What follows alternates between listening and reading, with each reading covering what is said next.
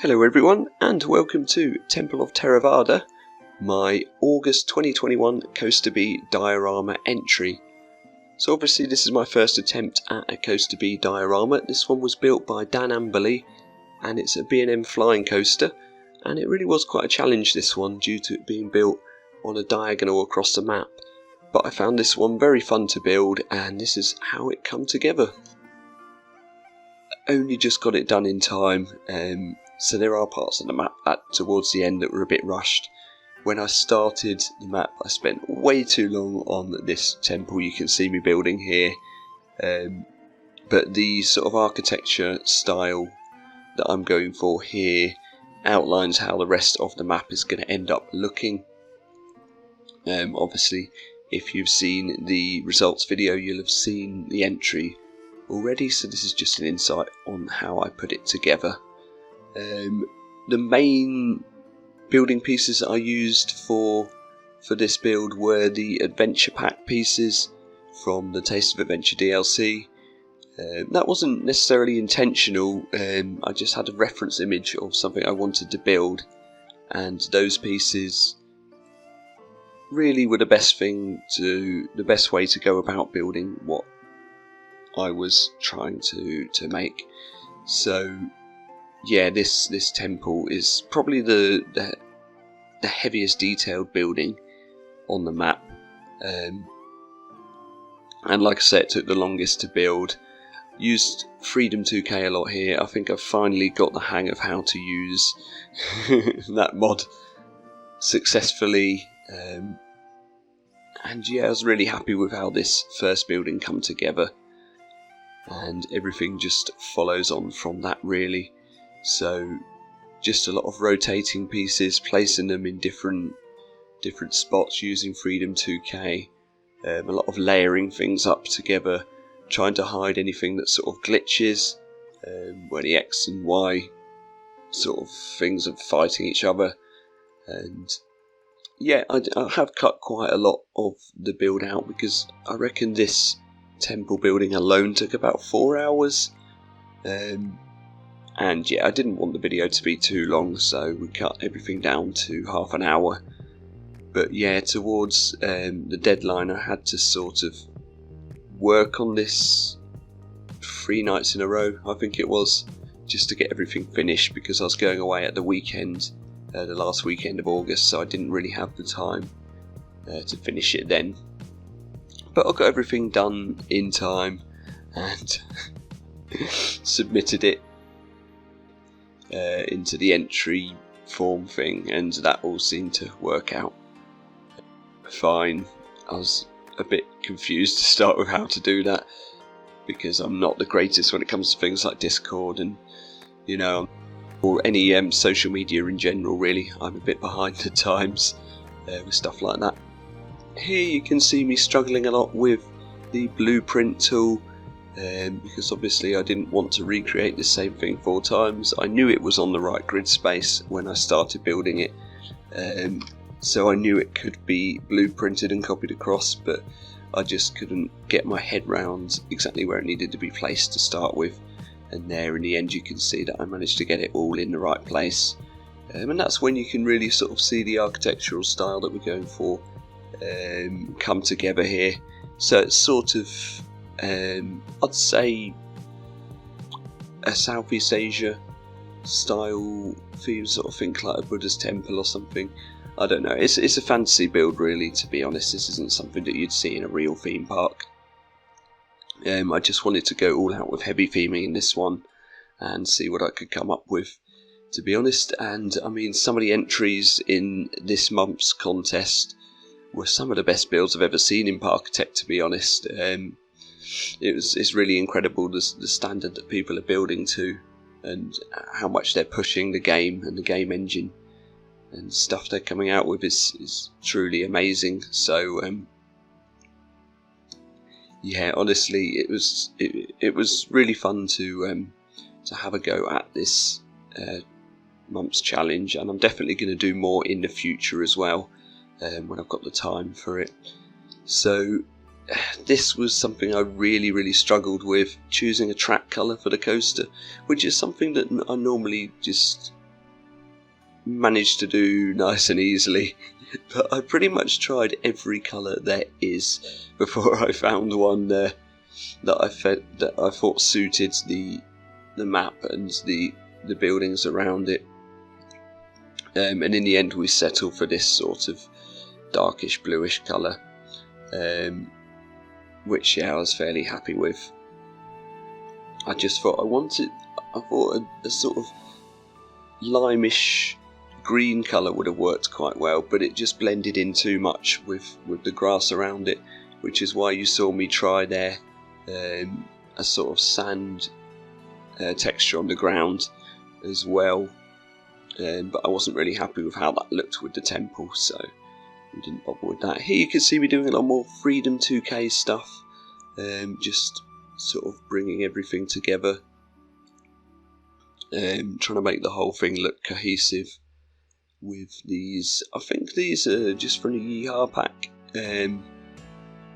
or something like that. They're designed to be a mirror, but if you colour them and sort of hide them in and rotate them around using Freedom 2K, they look like quite a cool little sort of temple style detail, and I felt that worked out quite well for the upper part of this temple. Like I say, this really is the thing that took the most time building in this map, and there's probably about half the video taken up just building this, but it was really interesting to see what I can actually do with the Taste of Adventure pieces, because they're not something that I've used an awful lot in the game before, or at least not for quite a long time anyway, since I did the DLC scenarios sort of over a year and a half ago now. So yeah, it was really fun to try something a bit different with these pieces as well, and yeah, I just kept building up and up basically, and I think that's what takes the time when you build these tall sort of buildings with all sorts of different layers and details. You know, it really can take you a while to get everything perfect, and especially I thought this when Construction Anarchy first came out, or I first started using it rather. It takes you twice as long to build anything as it would just using the normal sort of game engine, but Freedom 2K takes even longer to build things. Here I'm just using the sort of blueprint trick where you can keep rotating it round, and you can build sort of nice domes and things like that. So we top this building off with a textured dome. I dread to think how many pieces are in here. It's definitely quite a lot, let's put it that way.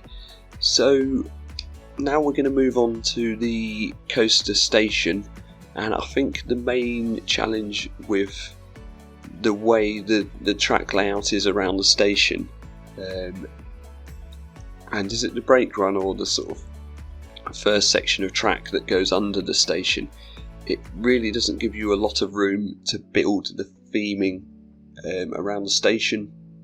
So basically I ended up having to cut everything down a bit just so that it wasn't hanging over where that piece of track is. You can see there just after that first helix where it goes into a small straight section before going up the lift hill. The way I originally built it hung over there too far and there would have been a collision with the trains, so I had to play about with it until we could work out how that would fit in. And yeah, it's always good to have more of a challenge in a build like this, because it makes you think outside the box a bit more and think, how can I make that work? Probably the best idea would have been to box all that in, but I had a vision in my head how I wanted this station to look, so that's what we went for in the end. Exactly the same architectural style, like I say, as the temple that I've just built, which, by the way, that would probably be the weenie for the map as well, that temple, and just something for everything else to flow in with, really, and to work around.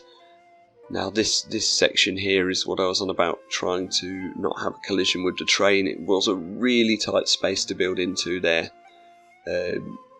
so I had to have the sort of blocks that we're using as walls right snug up against the station itself, and managed to make it work in the end all right. It just was a case of moving the station, the entrance and exit to the ride around a bit, moving the queues, just so that everything could fit in. And then we're just carrying on using the temple pillars to build up this kind of station building. And yeah, I think it looks really nice with the trains going in through these big arches into the station as well.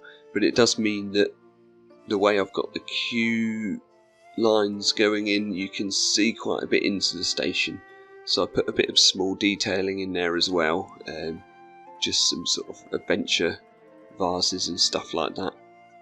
Here I wanted a specific type of window, using sort of pillars and stuff, just the really small ones, just so you could sort of see in, but it isn't like a traditional window, you know. It's, in fact, I think I changed that to a diagonal piece. I'm not sure what that's from, maybe a type of fence or something, but that worked out quite nicely as well. Just fiddling about trying to get the colour right there as well. And then for the actual inside of the station, I just use a load of blocks as well, as you can see in quite clearly, just to cover up that sort of orange texture that it originally comes built with.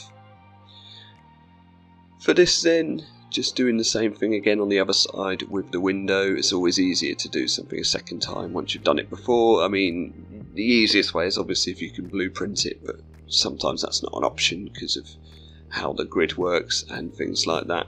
I keep saying it, but I really wish that they'd bring in some sort of update where the blueprints can be placed a bit more freely, maybe using out and the number keys to place it slightly off grid. But then I guess that doesn't really fit in with the vanilla game, because that's something that you can mainly only do with Construction Anarchy for a lot of pieces, so I guess that wouldn't really be built into the system, or if it's something that they could implement, I'm not sure. But yeah, this station building's coming together quite nicely here.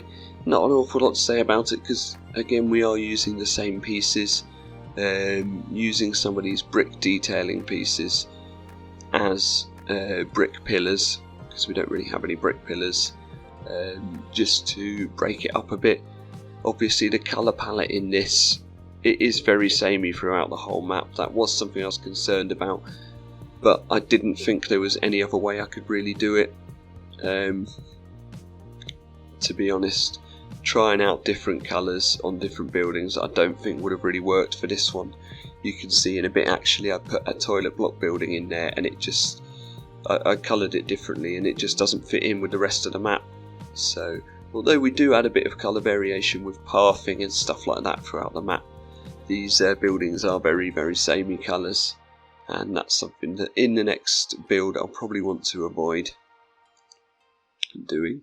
To be honest, these sort of details I found a nightmare to build. I've built similar things like this before, but getting it right did take quite a bit of doing. But I'm really happy with how it looks, and the 3 different sort of lights there that sort of represent gemstones with the different colours, I think really add to it as well. I was really happy with how that looked, and it comes out quite nice at night as well. Although I'm not the best with lighting, to be honest. Like, you can see a little glimpse there. Obviously at the end I go through and brighten everything up a bit for the night lighting. But yeah, like I say, lighting's not really my thing, to be honest. I'm not the best at doing that in this game. There you can see, just putting in the little props and stuff for the station, just to add a bit of interest if you're zoomed in and looking in at that station building.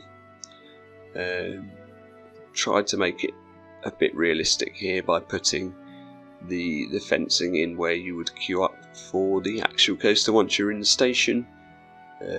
Most of it you can't really see anyway, so I just did it for the bits you can see from outside of the station itself. And yeah, just really fiddly work. That's probably something I should have cut out of the video, to be honest, to keep it down in length a bit. But yeah, again, using these same mirror pieces to add the little details there to the top of the pillars, and then really it's just a case of finishing this building off and polishing it a bit. And overall, I'm really happy with how this come together as well. This probably took the second longest to build out of anything in the park, but it's well worth spending your time, I think, making a nice coaster station, because I do think that's quite a focal point when you're sort of looking at a coaster, how well the station's been put together and things like that. So yeah, going forward, I'm looking forward to doing more of these dioramas in the future. Obviously they do take a bit of time still, so I probably won't do every month. I'm looking at doing the next one, which you've probably all seen now. It's one of those powered coasters, and if this map looked challenging, the next one's going to be even more difficult, I think, with the layout that we've got to work with there as well. But I'm looking forward to trying out a couple of different ideas. Not exactly sure what I'm going to go for on that one yet, but yeah, I might make a start on that this weekend, hopefully. By the time of this recording, hopefully this will be up today, which is Saturday, if you're watching it when it comes up, but it just depends on the editing and everything like that, whether I can get it together in time. So now we're working on some different parts of the map, well, same part of the map but some different stuff. Just felt like this queue line needed some different sort of support work, and I just made these sort of almost wonky supports just to add a bit of interest to the area, and obviously these nice fancy fences around the edge, which I think go really well together with the architecture on this map. Here I was trying something a bit more clever, but it didn't really work, so in the end I just kept it simple with a couple of supports going straight down there, just to make sure everything looked like it was supported and not floating in the air. But obviously this is the difficult section of track that crosses right by the station, so I couldn't really add too much there without anything clipping through. And yeah, here it's just where I make a start on the foliage for the map, and I thought we've got to get some bamboo in there, which works really well with these temples. I think all the foliage I used in this map is from Foliage Essentials 2, which is a fantastic mod, and just has these sort of realistic looking, almost sort of East Asian trees, or not necessarily East Asian trees, but trees that fit nicely into this theme anyway, and using several different colours there to add a bit of colour variation to it. And I think that's when you really start to see things come together on this map. Whatever you're building in this game, you can really make things look great with different foliage. I always feel like that if I'm not too happy with how something's looking, I'll start to add the foliage in and it will start to make it pop. We do skip a bit of footage there, which was just me sort of wrestling with the terrain with the terrain tool to get a nice river flowing through the whole map.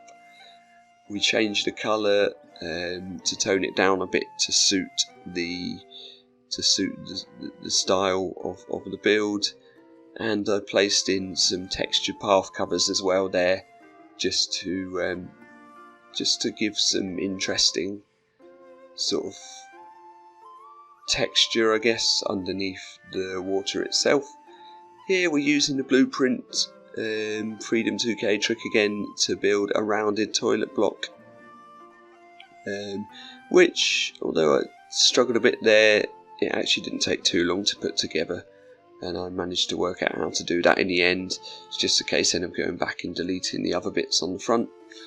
And like I say, I wasn't happy with this colour because it just doesn't fit in with the rest of the map. So after putting it together, I decided I'm just going to have it the same colour as all the other buildings. I think this is one of those maps where the colour palette just has to be the same everywhere for it to look sort of cohesive. Coherent, sorry, I think I said that before as well. Not the word I'm looking for. Coherence, definitely the word, isn't it? Trying out some different colours here as well, but I wasn't too happy with how they looked in the end. And then I think I just put a standard dome on that building. Here we cut forward a bit. I stick in a wipeout just to have a flat ride in the park as well, which I always think is a good idea to have that supporting flat ride there. And yeah, it was one of the only ones that really fitted in the space that we've got over here underneath the sort of helix and stuff. So yeah, another thing actually I noticed quite a lot of people doing in their maps, including Coaster B himself if I remember rightly, was having the lying down helix where you're on your back. I'm so bad with different roller coaster elements, but having that element, that big twisting helix underneath the pathing, which is something I've done as well here, and I think that's something that looks really cool on this map, and I think it would be a really fun section of the coaster to actually ride if this was a real coaster as well. So moving on to this third and final, well, there's 4 buildings, well there's 5 buildings, but the third main building for the park. My favourite thing about this was the roof. So I took these triangular temple roof pieces, or detailing, or whatever they are. I don't know if they're designed for a roof. And using Freedom 2K, I made an interesting shape with them, which worked perfectly with the rest of this building. There's no real purpose for this building, it's just literally a walk-through path, but I just think it fitted in well with the rest of the map, so that's why it's there basically. But yeah, just as well adding some colour variation to these roof details here really made it look nice, and made it look a bit more sort of, not realistic, but a bit more sort of weathered, like, you know, it's not looking perfect. I know what I'm trying to explain, but I can't think of the word for it. Can't think of the way of explaining it, but that's fine. Moving on here then, placing hundreds of rocks across the water, and before this I had loads of foliage placed into the ground, like you can see, using trees as bushes.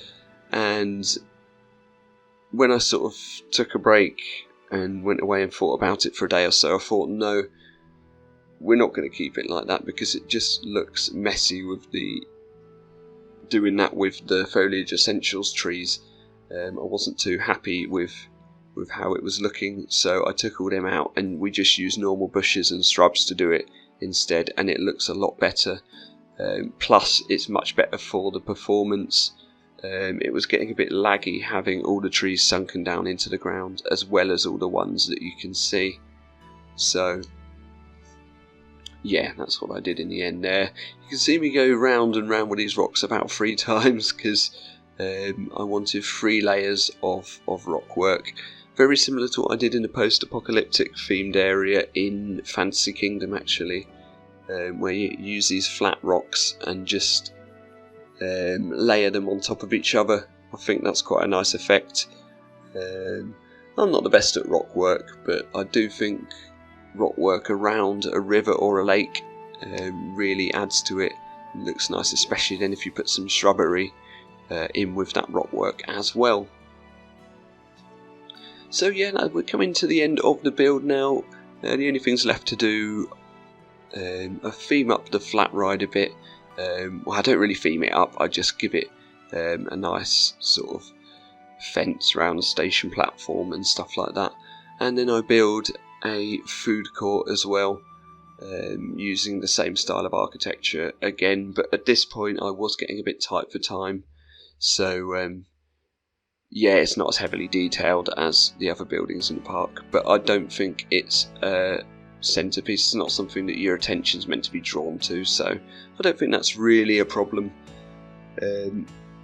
There are a couple of things that I would have liked to do.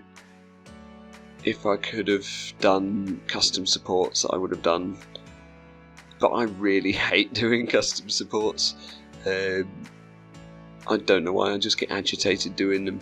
They take me ages and they're frustrating. In future maps I will try and do them when I can.